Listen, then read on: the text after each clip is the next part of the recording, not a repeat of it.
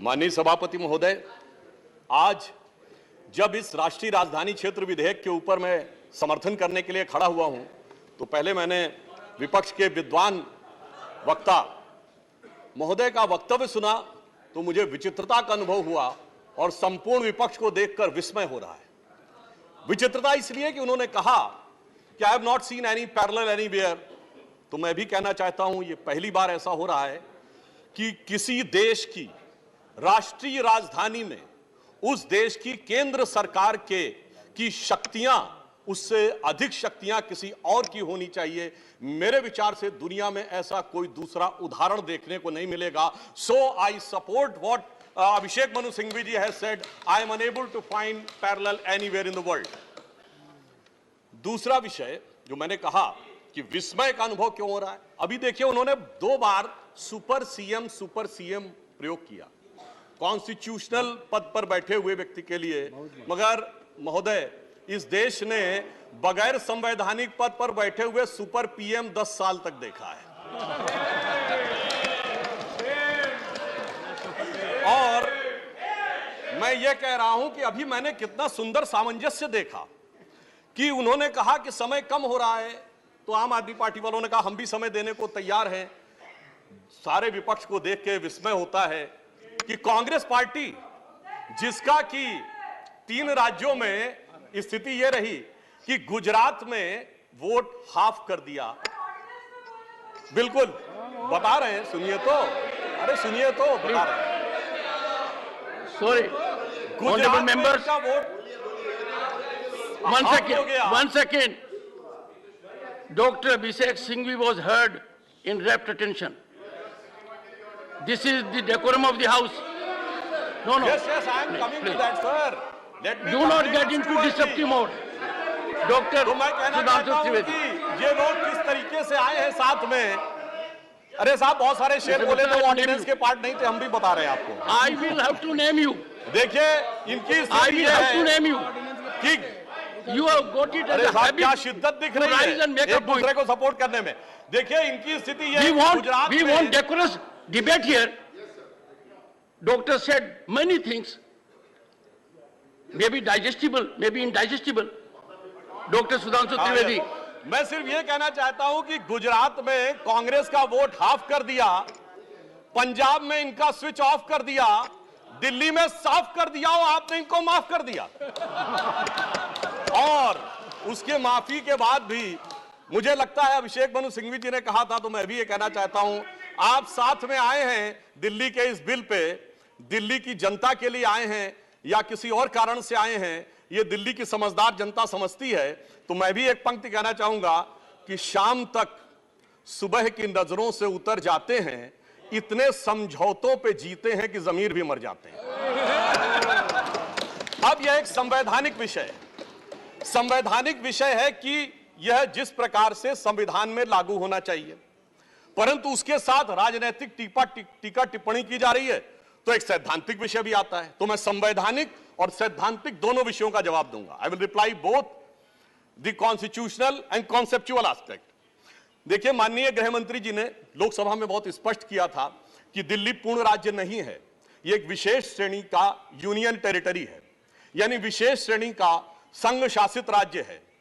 वैसे मुझे लगता है संघ शब्द आते ही बेचैनी ज्यादा हो सकती है दूसरी तरफ, और संघ शासित से बेचैनी और हो सकती है, इसलिए मैं यूनियन टेरिटरी वर्ड प्रयोग करूंगा। It is a special category of union territory. और वैसे भी आजकल अंग्रेजी के प्रति मोह बहुत ज्यादा है, क्योंकि अपने गठबंधनों का भी नाम अंग्रेजी में ही ज्यादा रखा जा रहा है। संविधान में जो भाग 8 में उल्लिखित, वैसे तो जब मैंने टीवी चर्चा के दौरान कई बार विपक्ष के लोगों से INDIA का हिंदी फुल फॉर्म पूछा, तो पहले दिन तो लोग गूगल देख के भी नहीं बता पाए। खैर, अब मैं कहना चाहता हूं कि संविधान के भाग 8 में उल्लिखित प्रावधानों के अनुसार, अरे सुनिए बात, देखिए संविधान के भाग 8 में उल्लिखित प्रावधानों के अनुसार अनुच्छेद 239 से 242 तक संविधान में इस विषय का पूर्ण वर्णन है। अनुच्छेद 239AA में इसका विशेष प्रावधान किया गया है। यदि उसके क्लॉज को 239AA3B को देखें तो संसद को दिल्ली संघ राज्य यूनियन टेरिटरी से संबंधित किसी भी विषय पर कानून बनाने का पूरा अधिकार है। इसमें किसी भी प्रकार का कोई संशय नहीं है। सर्वोच्च न्यायालय के जिस निर्णय का बार बार उल्लेख किया जाता है और हमारे विरोधी उसको अपने हिसाब से प्रयोग करते हैं, उसमें भी बहुत साफ देख लें कि 105 पेज के उस निर्णय में कहीं पर भी सर्वोच्च न्यायालय ने संसद के द्वारा दिल्ली के बारे में कानून बनाए जाने के विषय के ऊपर किसी प्रकार की कोई टिप्पणी नहीं की है। इसके बाद भी न्यायालय के आदेश में पैरा 161 और 162 को कई बार उल्लेख किया जाता है, परंतु यदि पूरे संदर्भ में देखें तो पैरा 86, 95 और पैरा 164F को पढ़ें तो वहां पर संसद के द्वारा दिल्ली के संदर्भ में किसी भी विषय के ऊपर कानून बनाने की शक्तियों का विधिवत अनुमोदन है, कहीं पर निगेशन नहीं है। और स्पष्टता के साथ इसकी आवश्यकता क्यों थी? ताकि शासकीय आदेश को एक विधायी शक्ति भी मिल सके, एग्जीक्यूटिव ऑर्डर को एक लेजिस्लेटिव पावर भी मिल सके। इसलिए उस अस्पष्टता को दूर करने के लिए to remove any an iota of suspicion यह आवश्यक था। इसलिए मैं इस बिल का समर्थन करता हूं। अब कई बार लोग कहते हैं साहब अध्यादेश की आवश्यकता क्यों थी? वैसे तो माननीय गृह मंत्री जी ने भी इस विषय को लोकसभा में बताया था। अभिषेक मनु सिंघवी जी ने कहा कि 19 तारीख को अध्यादेश क्यों आया। शायद उन्हें ध्यान हो कि दिल्ली सरकार में जैसे ही चंद दिनों में ताकत मिली तो सबसे पहले किन फाइलों के बारे में, सतर्कता के साथ सतर्कता विभाग की फाइलों के बारे में कार्रवाई की गई। मीडिया में प्राप्त समाचारों के अनुसार सतर्कता सचिव ने यह रिपोर्ट किया कि रात 9 बजे मंत्री के द्वारा उनको कॉल किया गया, सुबह 3 बजे तक वह कार्रवाई चलती रही, 76 से अधिक फाइलें मंगाई गईं और उन्होंने उपराज्यपाल महोदय को यह आशंका भी व्यक्त की कि उसमें कई ऐसी फाइलें थीं जो कि गोपनीय थीं और उसके अनुसार उन फाइलों में किसी भी प्रकार की छेड़छाड़ भी संभव है। अब मुझे बहुत आश्चर्य होता है कि दिल्ली में बाढ़ आई तो दिल्ली फ्लड कंट्रोल अथॉरिटी की बैठक तो 2 साल से नहीं हुई, मगर विजिलेंस की फाइलें ओवरनाइट सर्च की गई। तो मेरे विचार से, और ये सर 16 और 17 मई की रात का था, तो मानी हुई बात है जब ऐसी परिस्थिति नजर आएगी तो उसके 1-2 दिन के अंदर अध्यादेश की आवश्यकता महसूस होगी। यहां मैं एक और बात भी कहना चाहता हूं कि ब्यूरोक्रेसी पर नियंत्रण की बात आम आदमी पार्टी की सरकार के द्वारा की जाती है, तो ये लोग तो अपनी एक पैरेलल ब्यूरोक्रेसी भी बना चुके हैं, क्योंकि अनेक प्रकार के समाचार पत्रों में आया है कि कई ऐसे लोग जो कि आम आदमी पार्टी के पदाधिकारी हैं, वो सरकारी पदों पर भी विद्यमान हैं और सरकारी पदों पर रहते हुए सरकारी शक्तियों का भी उपयोग कर रहे हैं। वैसे ये लोग बहुत दावा करते हैं कि उन्होंने बहुत सारी चीजें फ्री दिया, कुछ 100 रुपए दिल्ली की जनता को कुछ मामलों में फ्री मिला और अपने लोगों को कई मौकों पे, कई जगहों पे, दर्जनों से ऐसे लोग हैं जिनको लाख लाख 1.5 लाख की तनख्वाहें मिली। और यदि आरोपों को देखा जाए तो करोड़ों रुपए के घोटालों के आरोप हैं। एक कहावत होती है, माले मुफ्त दिले बेरहम। तो मैं कहना चाहूंगा इनकी तो स्थिति यह है कि माले मुफ्त दिले बेरहम, दिल्ली पे सितम और करोड़ों हजम। अब एक और बात जो ब्यूरोक्रेसी के नियंत्रण की बात है, तो मैं ध्यान दिलाना चाहता हूं, इस दिल्ली प्रदेश में एकमात्र ऐसा प्रकरण हुआ जो पूरे देश के इतिहास में बहुत विचित्र था कि दिल्ली के मुख्य सचिव ने दिल्ली के मुख्यमंत्री आवास के अंदर अपने साथ मैन हैंडलिंग का आरोप लगाया। मेरे विचार से पूरे भारत के इतिहास में ऐसा कोई उदाहरण नहीं होगा कि इस प्रकार की बात, इस प्रकार का आरोप लगा हो और वह भी मुख्यमंत्री की उपस्थिति में लगा हो।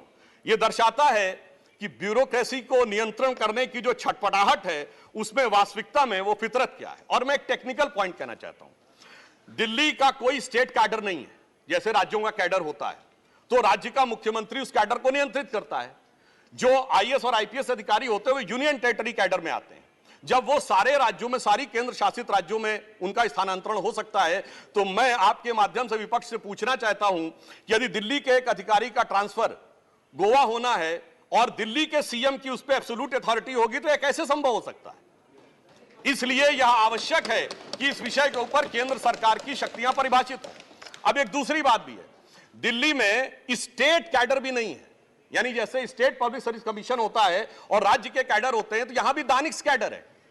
यानी दानिक्स कैडर में भी 3-4 यूनियन टेरिटरी आती हैं, दमन दीव और अन्य। अब दानिक्स कैडर के एक अधिकारी की जरूरत यदि अंडमान में या दमन दीव में भी होगी और दिल्ली का मुख्यमंत्री यह तय करेगा, तो क्या यह संवैधानिक दृष्टि से उचित है? इसलिए मैं कहना चाहता हूं कि माननीय गृह मंत्री जी ने जो यह विषय रखा है वो पूरी तरीके से उचित है। अब दुरुपयोग की बात में मैं एक और बात कहना चाहता हूं, इनकी वास्तविक मंशा क्या थी। दिल्ली में एक जनरल फाइनेंशियल रूल 2019 है जो ये कहता है कि 10 करोड़ रुपए से अधिक का अगर किसी भी प्रकार का व्यय होगा तो वह मंत्री की शक्ति से बाहर होगा और वह एलजी के पास जाएगा। महोदय, इनके मुख्यमंत्री जी का जो मकान या वजीर आला का अजीमुशान महल बनाने के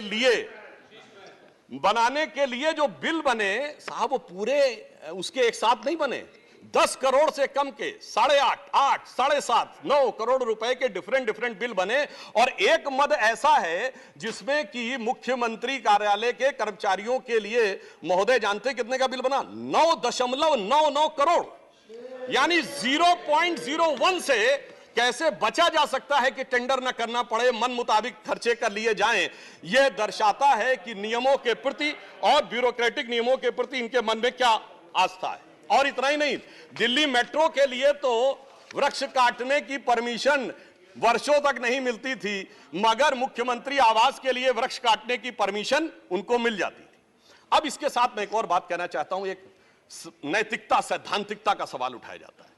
तो मैं कोट करना चाहता हूं कि दिल्ली के मुख्यमंत्री जी ने, जिनका वो आलीशान शीश महल बना हुआ है, उन्होंने 27 अक्टूबर 2013 को शीला दीक्षित जी के विषय में लिखा था ट्वीट, और उनको मैं कोट कर रहा हूं। उन्होंने कहा कि दिल्ली की मुख्यमंत्री शीला दीक्षित जी के घर में 10 एसी लगे हैं।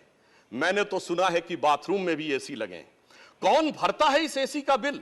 और आगे वो कहते हैं, मेरा तो कलेजा कांप उठता है ये सोचकर कि दिल्ली की 40% जनता झुग्गियों में रहती है, तो कोई मुख्यमंत्री ऐसे आलीशान घर में कैसे रह सकता है।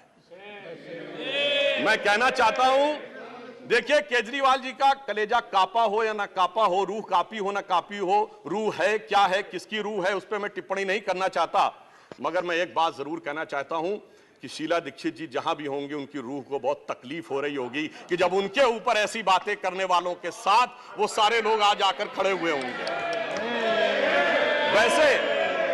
वैसे महोदय, उनके घर में 10 एसी थे, यहां तो 15 टॉयलेट भी हैं।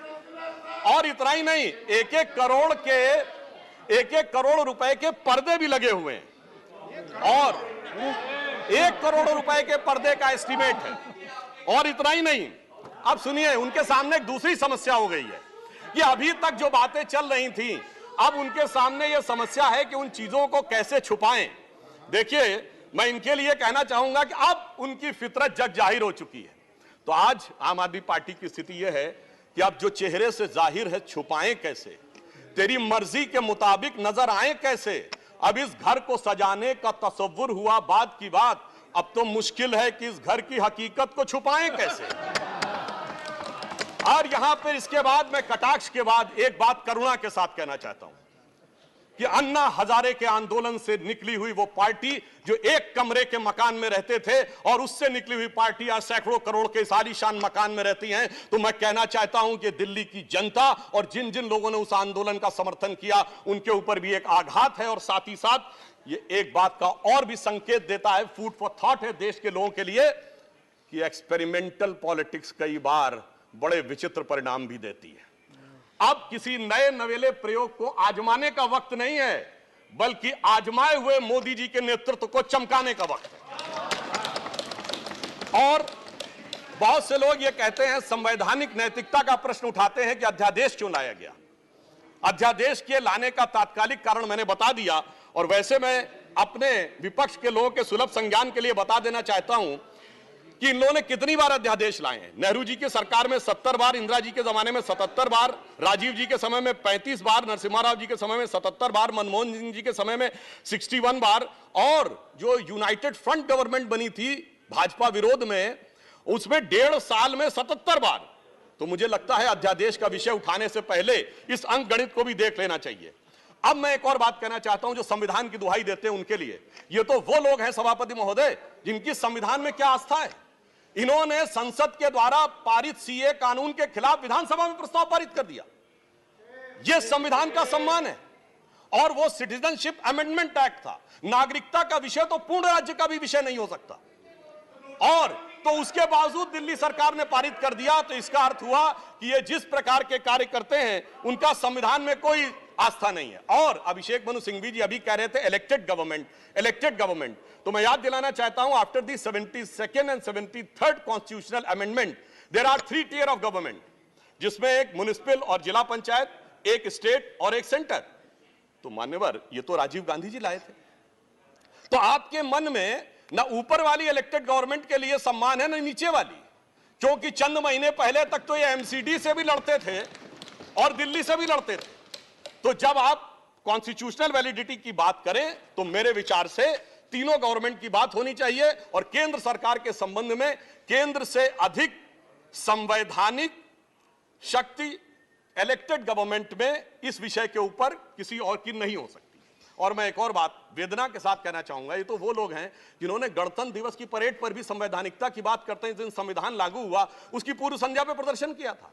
महोदय मैं बताना चाहता हूं कि जिस समय इमरजेंसी लगी थी तब भी हमने कभी 15 अगस्त और 26 जनवरी के दिन राजनीति करने का प्रयास नहीं किया। तो वो लोग जब संवैधानिकता की दुहाई देते हैं तो बहुत आश्चर्य लगता है। और जब बार बार यह स्पष्ट किया जा चुका है कि फुल स्टेट नहीं है महोदय, मगर ये फुल स्टेट से भी संतुष्ट होने वाले नहीं है, इन्हें तो सुपर स्टेट चाहिए।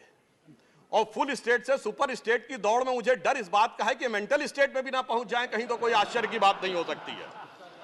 और यह बात इसलिए कह सकते हैं कि 49 दिनों की वो सरकार, जब कांग्रेस पार्टी ने इनकी पालकी ढोकर सत्ता की दहलीज पहली बार पार कराई थी, उसके द्वारा अगर आप पारित इनका लोकपाल विधेयक देख लें तो उसमें संसद और सुप्रीम कोर्ट और जाने क्या क्या सारी चीजों को एक में मिला लिया गया था। और मैं एक बात और कहना चाहता हूं, ये तो वो पार्टी देश का संविधान छोड़िए अपनी पार्टी के संविधान में आस्था नहीं रखती। जब आम आदमी पार्टी बनी थी तो उसके संविधान में व्यवस्था थी कि उनका अध्यक्ष या संयोजक 3 वर्ष के लिए होगा और अधिकतम 2 बार होगा। मगर जो मीडिया में प्राप्त समाचारों के अनुसार 3 साल पहले उन्होंने वो संविधान में चेंज कर दिया, यानी अब जीवन पर्यंत या अपनी इच्छा के प्रसाद पर्यंत केजरीवाल जी इस विषय के ऊपर रह सकते हैं। तो मैंने इसलिए कहा ना, अपने संविधान के बारे में बात करिए। और मैं ये भी कहना चाहता हूं कि इन्होंने अपनी कार्यकारिणी में ऐसे भी प्रस्ताव पारित किए हैं संविधान के संदर्भ में कि साहब इनके यहां परिवार के भी कितने लोग काम कर सकते हैं, जो मेरे विचार से बड़ी बड़ी परिवार वाली पार्टियों ने भी कभी अपने पार्टी के प्रस्तावों में इन प्रस्तावों को नहीं पारित किया होगा। और मैं ये भी कहना चाहता हूं कि बहुत आश्चर्य लगता था कि जब ये इंडिया अगेंस्ट करप्शन के स्वरूप से आगे बढ़े थे, तब एक ही पंक्ति में बता देना चाहता हूं, क्योंकि जब आप इसकी बात करते तो क्या क्या नहीं था, कहां से बात शुरू हुई थी, हम राजनीति में नहीं आएंगे, फिर कसम खाते कांग्रेस का साथ नहीं लेंगे, फिर उसके बाद बंगला नहीं लेंगे, फिर शपथ खाते गाड़ी नहीं लेंगे, फिर शपथ खाते सुरक्षा नहीं लेंगे, और आज स्थिति यह है। मैं सिर्फ यह कहना चाहता हूं कि जितनी बातें ये कहते थे वो सारी चीजें आवश्यक हैं, मगर यह दर्शाता है, क्योंकि मैं किसी की सुरक्षा के प्रति खिलवाड़ करने की बात नहीं करता, पंजाब जैसा राज्य संवेदनशील है, वहां के मुख्यमंत्री के पास सुरक्षा होनी चाहिए, परंतु मैं सिर्फ यह कहना चाहता हूं कि यह इस बात में जो कहना चाहते हैं कि इन्होंने कितना बदलाव किया है मान्यवर, इसलिए कभी कभी इनके 10 वर्ष के अंदर चरित्र में इतना बदलाव, ये कहते सबसे जल्दी सत्ता में आए। महोदय मैं कहना चाहता हूं, भारतीय जनता पार्टी और जनसंघ हम 1951 में बने, हमने 72 साल में कभी कांग्रेस से समझौता नहीं किया, इन्होंने 72 दिन में समझौता किया, तब ये सत्ता में आए। और इसलिए आज दिल्ली की जनता अपने को ठगा हुआ महसूस करती है, और शायद दिल्ली के लोग ये कह रहे होंगे कि मैं समझता था वो कितने मासूम थे, क्या से क्या हो गए देखते देखते, जिनको पत्थर से हमने बनाया सनम वो खुदा हो गए देखते देखते। और मैं एक और बात भी कहना चाहता हूं संक्षेप में, मेरे विचार से इनको अध्यादेश पढ़ना चाहिए, संविधान पढ़ना चाहिए और दिल्ली का अधिनियम पढ़ना चाहिए, क्योंकि अपने को कहते हैं सबसे पढ़े लिखे मुख्यमंत्री। तो मैं ये भी बताना चाहता हूं कि ये सबसे पढ़े लिखे मुख्यमंत्री जो अपने को सबसे हाई क्वालिफिकेशन का नाज रखते हैं, 2-3 उदाहरण उनके ही बता देना चाहता हूं। जिस समय कोविड की वेव चरम के ऊपर थी, तब इन्होंने क्या कहा, इन्होंने कहा कोविड वैक्सीन का फार्मूला सारी कंपनियों को क्यों नहीं दे दिया जाता। मान्यवर, कोविड वैक्सीन तो छोड़िए, पैरासीटामोल जैसी जो दवा भी अमेरिका ने उस समय हमसे मंगाई थी।